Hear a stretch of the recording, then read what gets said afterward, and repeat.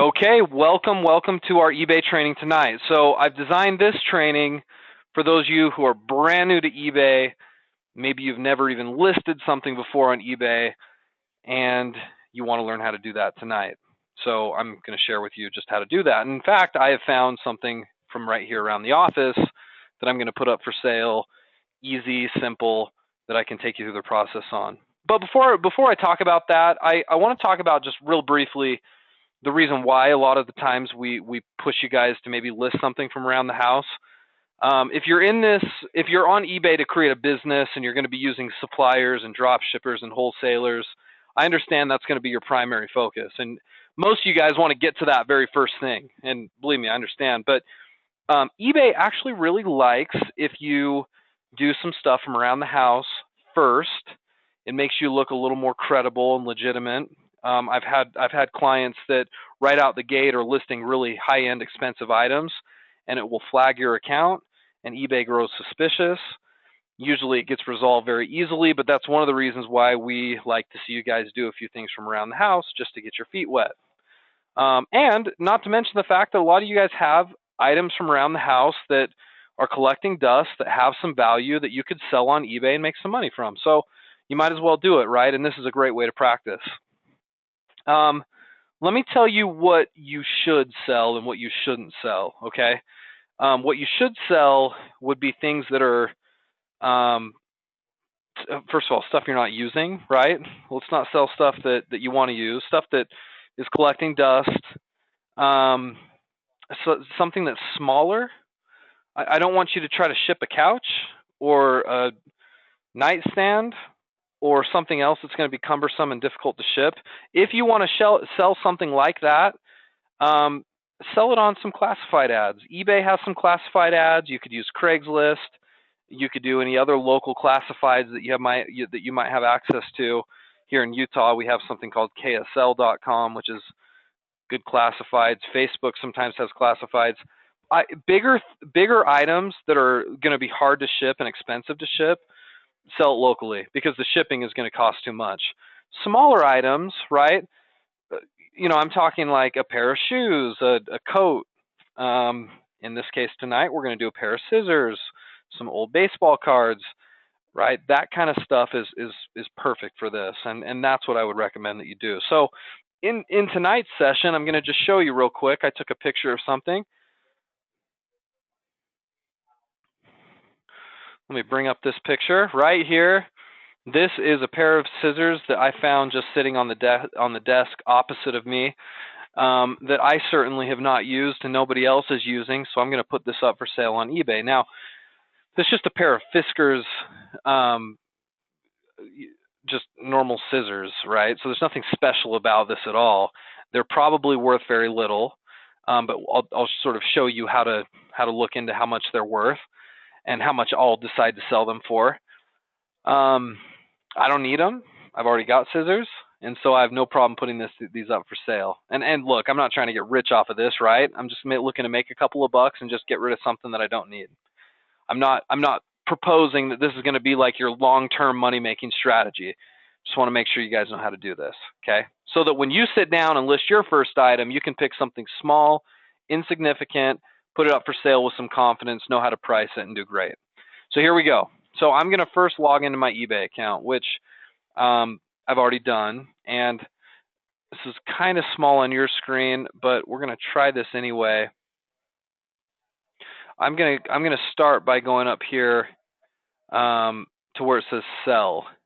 I'm circling it right now with my pen. I know that's probably tiny, right? But just work with me here. Right up at the top, it says sell. Now, the criticism I get about these kind of trainings where I walk you through step by step on how to sell something is some of you guys will get on and try to do it and it'll look a little different because you're doing it on your tablet or you're doing it on your phone or you're doing it on your computer, but you're doing it on a different browser, or you've got a little bit of a different interface on eBay.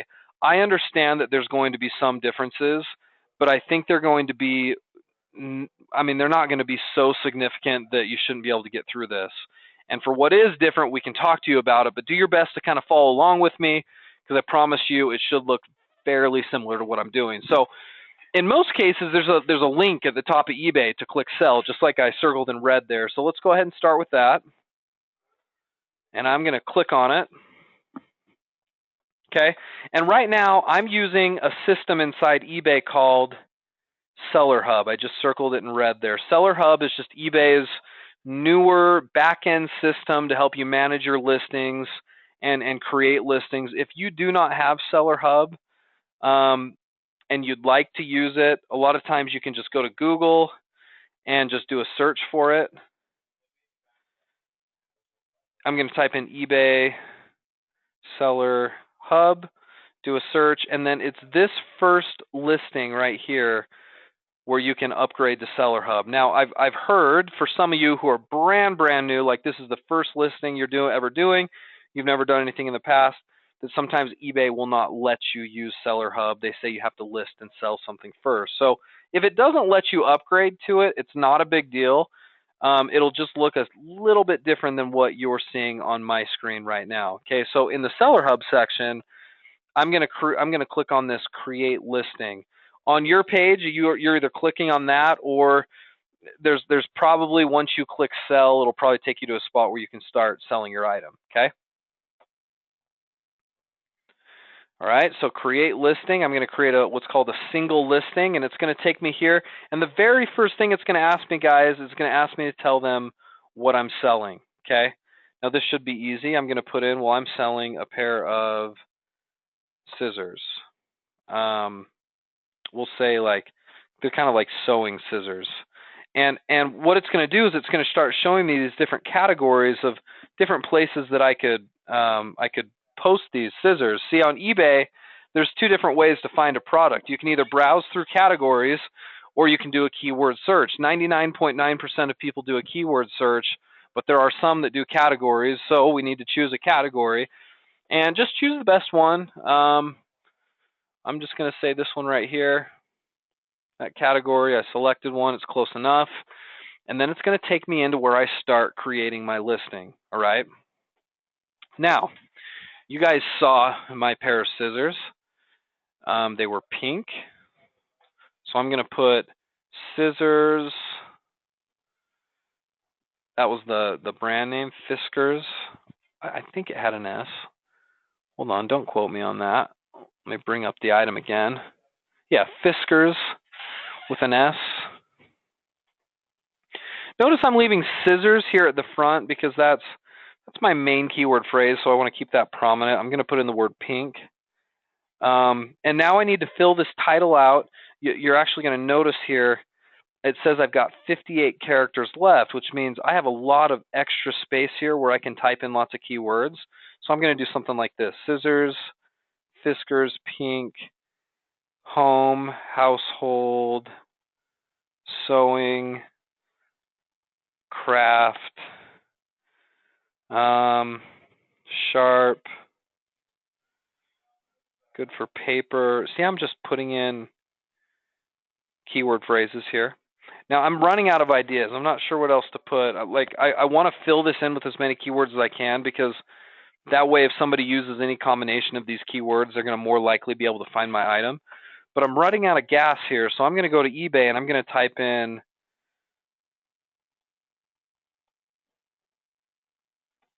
just a keyword search to see what other people use. Oh, the word shears is being used. So I should do that. Shears. Office, that's a good keyword. I should use that. Dressmaker, possibly. People are giving the length. Here, let me at least do this. Shears, office. I don't have much room. I've got 4 characters left. I'll just put in the word new. 1 character left. That's about as good as I can get. Okay.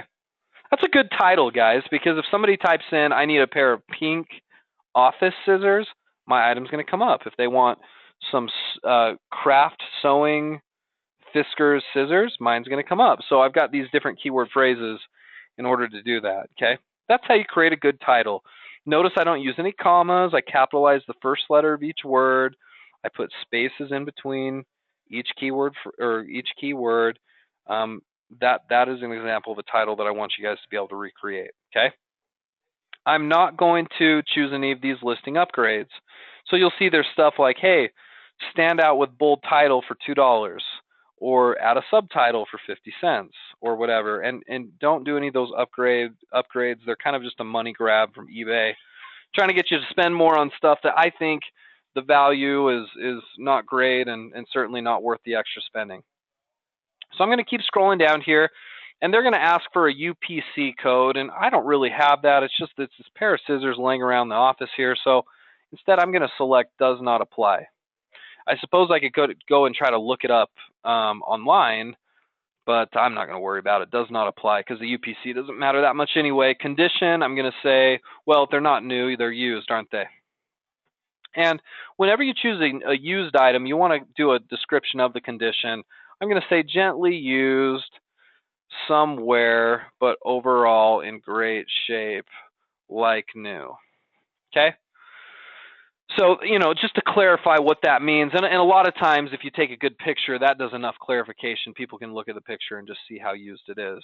Now for photos, let's talk about photos here for just a second, because prior to this training, I'll tell you what I did. I took the pair of scissors, and I'll show you the picture right here, right?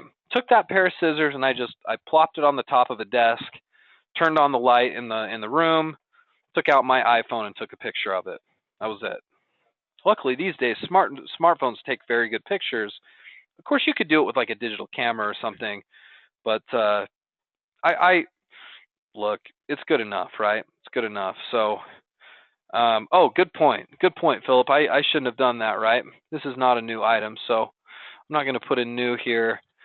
I'll leave it for 5 characters short, unless I can think of something else I want to put in there. Okay. Thank you for telling me that.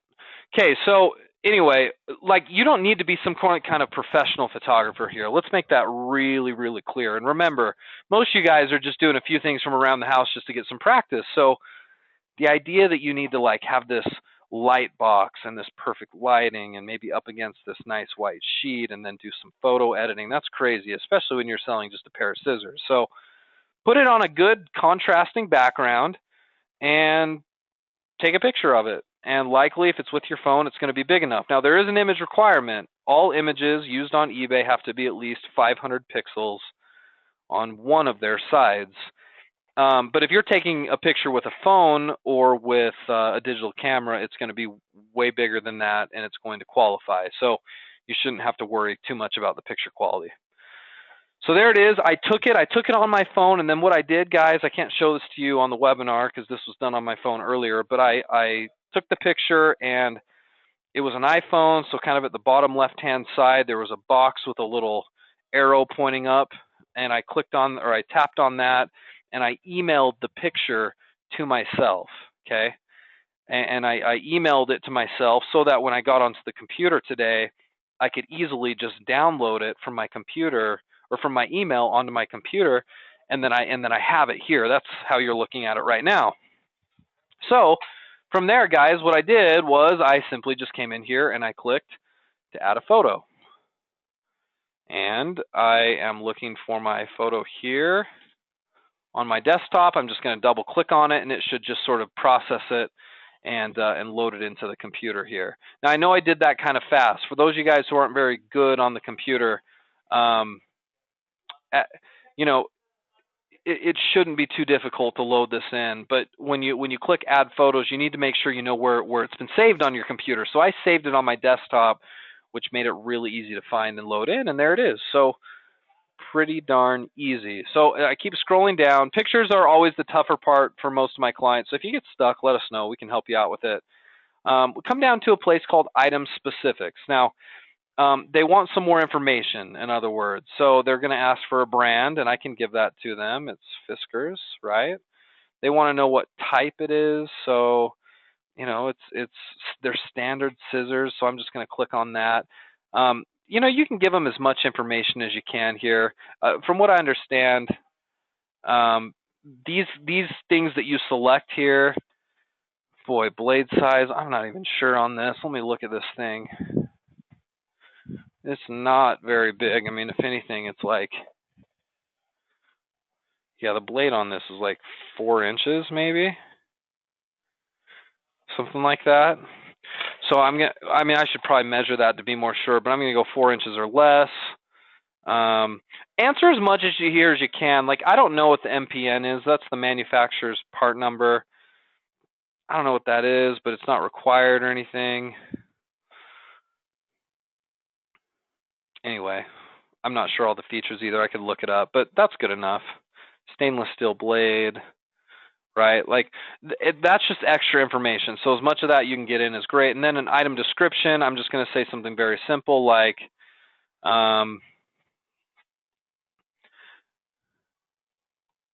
these scissors have been used gently in my office over the years for some paper cutting and other office use. New and cut nicely. Sharp blade. Great scissors, right? Something like that. Right? Like, after all, it's just a pair of scissors. Now, if it's something more complicated than that you're listing, you may need more explanation there, but that's fine for an item description. You don't need to go overboard. A lot of people think that, like, this is where you make your money and where you make a lot of your sales, that you've got to write this, flowery, ornate description. And I really don't believe that. I think just something very simple and straightforward is just fine. And that's going to close sales just as well as just about anything. Okay. So there's the description. Now, this is where it gets a little more interesting. When we go to selling details, we need to choose a format. I'm going to tell most of you guys to go fixed price on almost everything that you do. The only thing that you might consider an auction is if you're selling an antique or something that you think has enough popularity and enough people that would be interested that the price may get bid up. But that's very few items, especially when it comes to items that have been sitting around your house. So my recommendation is do fixed price, okay? And the duration, I want you to do 30 days, okay? There's all sorts of options here for the duration. 30 days is a good duration. It's cheaper from a fee standpoint. It's less maintenance, so let's go ahead and do that. Fixed price, 30 days, okay? Now, we need to choose a price. Let's find something comparable. So I'm going to go back to eBay here. Fiskars, scissors, 4-inch. Let me see if I can find something similar to what I'm selling. Let's see if we can find the pink ones, though. Right, like, I'm looking just generally for, yeah, I think this is what they look like here. But I gotta make sure that the blade is the right size, so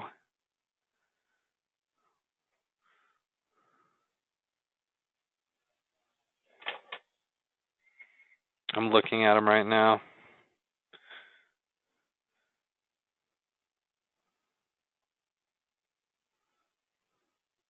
I'm just trying to get a general feel for about how much they sell for.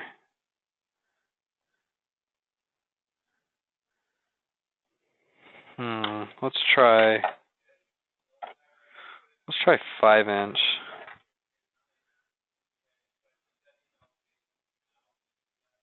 Of course, I got to remember they're pre-owned.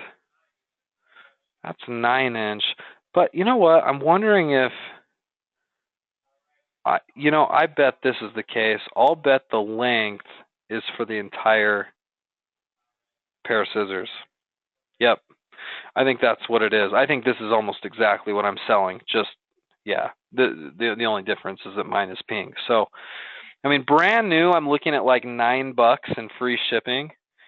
Shipping on this, and we'll talk more about shipping here in a second, but I'd probably be able to sell this or ship this first class mail. And by the way, the post office, in case you're wondering, is going to be your cheapest option almost every time. FedEx and UPS are going to be cheaper only if you're selling something that's really big and kind of obnoxious and cumbersome to ship. So we're not going to be doing that. So I can tell you pretty concretely that you're going to want to look at pricing for the post office. And if you don't do a lot of shipping of stuff, you can go here to UPS or USPS.com and do a little search. You can sort of calculate or get at least some kind of an estimate or an estimate on shipping here.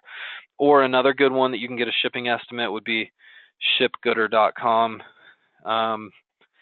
This is a good little tool where you can get a quick shipping estimate to see about how much it's going to cost. But little items like a pair of scissors, like this isn't going to cost more than, probably $3, really. Like first class mail. I ship a lot of jewelry and stuff, and that's about what it costs in a little padded envelope, about $3. So I have to assume this is going to cost me $3. People are selling it brand new for $9. I mean, I might only be able to sell this thing for, $5 or so. If I sold it for $5, $3 in shipping, that would leave me with $2 left over, plus my eBay fees, which are about 13%. That's eBay and PayPal. I only may make $1 or $1.50 on this, right? So I'm going to sell it for $5. And generally, I mean, in most cases, you guys can kind of get a feel for whatever it is you're gonna list, what it's actually worth. So I'm going to say, let's do $4.99. Okay, $4.99 and free shipping, right? What a deal. It's hardly worth my time, right? But that's not the point. A lot of times, if you guys can sell a few things from around the house, even at break even, it's helpful for your eBay account because it, makes you look a little more credible, like you're not so brand new. So, I mean, it's worth my time even if I'm just breaking even on it. In this case, only going to make a little bit. So there's this thing called best offer right here. It says it's got a little checkbox. I can either check it or uncheck it. It says let buyers make offers on it. I'm not going to do that just because I'm selling it pretty firmly at $4.99. In most cases, I'm not going to have you guys use best offer when you're first starting. Quantity, I only have one of these. Private listing doesn't matter. You can make a donation if you want, but my margins are so thin that I'm not going to do that either.